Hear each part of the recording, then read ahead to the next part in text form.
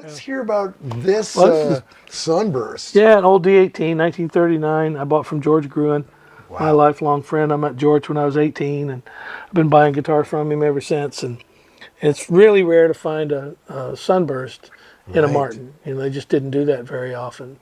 And I don't know why they didn't. You know, but this is a great old guitar, and I play it a lot. And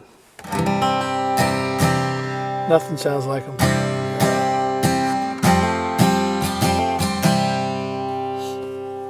Yeah, perfect. Now, what strings do you usually run on It depends. You know, I started using these Diodarios. They're called X and an S. I don't know what it stands for. Yeah. But I've never really been a coated string fan Yeah. of any kind, but for some reason I like these. Huh. I use them a good bit, and they have a light set of those has just the tiniest bit more tension than a regular set of lights, and the same with the mediums. And so I've been, certain guitars, I think, want a light gauge string on it. Some guitars want a medium gauge string. When I was playing bluegrass, you couldn't play light strings because you played so hard. Right. You know, so I don't do as much of that, but just, you know, a bluegrass guitar with a medium pick, it doesn't work. But you get a thicker pick, and all of a sudden, you get a lot more body out of the guitar. And when you're doing a session or something in here, you're just wanting to play rhythm. And you don't want that big, thick. It's, you know, overpowering. I feel like the whole point of recording and finding something is there's this arc of from here to here, and you're just supposed to fill a spot. Right. And not every spot has to be filled with the biggest, loudest, baddest, thickest, whatever sound. It just has to fill the spot. And so that's how I choose everything. You know, if I want to run this down a step, I'll put mediums on it, tune it down a step, and it'll handle it. You know, I've got these guitars and all different kinds of tunings and string gauges and stuff, just depending on what suits it. You know. Yeah. Another thing I think that it's interesting how much different a guitar sounds with the meat of your fingers versus a pick. A pick is very pointed, you know. Yeah. And I always use the rounded edge of a pick. I don't use. There's a huge difference in the sound. That's the rounded edge, and then that's the pointed edge. Tremendous amount of difference. Yeah. You can play faster, a little cleaner, and it's a little smoother and sweeter sounding. But then you want to play bluegrass, you want to hit it a lot harder, and pick is thicker, the pick will take it, and tortoiseshell, all that stuff, we got all that stuff, but the meat of your fingers sometimes is the sweetest of all. If you're doing a track and you don't want it to sound pointed. Yeah.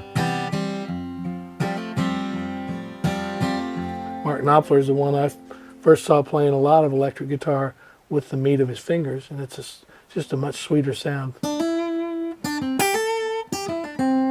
Versus if it's clicky, it's pointed, and the string gets to bloom and do a completely different thing. It's all nerdy stuff, but yeah, hey, you got the right audience for that. If you're watching, you know you're a nerd, just like me. Yeah, embrace it. God, that's great. But they're so different, you know. A D-18 is made of mahogany. A D-28 is made out of rosewood. And a rosewood guitar will sound drastically different than a... let's see if I can get up here and grab one without banging it into something. Yeah. With this I'm going to use it on a record soon, and I've got it tuned down a whole step. How much warmer that guitar sounds. That's the 28? That's a D-28. And with that herringbone. And a sunburst, really rare. Wow. Let's see, that's rosewood. And it's just a warmer, sweeter sound than mahogany. And what year is this? 1935. Wow. But it's big and round and a beautiful sound.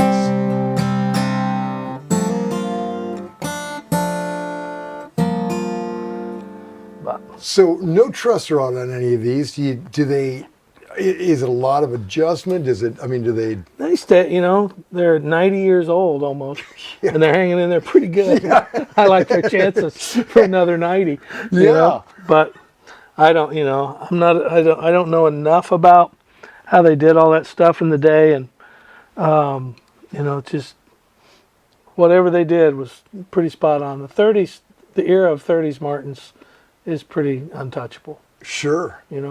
Yeah, isn't that amazing? It is 90-year-old technology and never been surpassed. I wouldn't think so. I think a lot of people believe that it's because this wood was really, really old when it was harvested and made guitars out of. Sure. And there's no more old wood. No. Yeah, there just isn't. It's ring and ring and ring. Feel like Nigel. Listen to it, it's still sustaining. That's great. Well, let's look at a few more of these. Okay. This is an old 30s 0018. Once again, mahogany and a shade top. Rare again, but wow. a beautiful tone. And in here, the truth is, you only need to get a guitar this far into a microphone. Sure. It doesn't have to be a giant guitar, to sound beautiful. Right. That's got all the bottom end you'd ever need.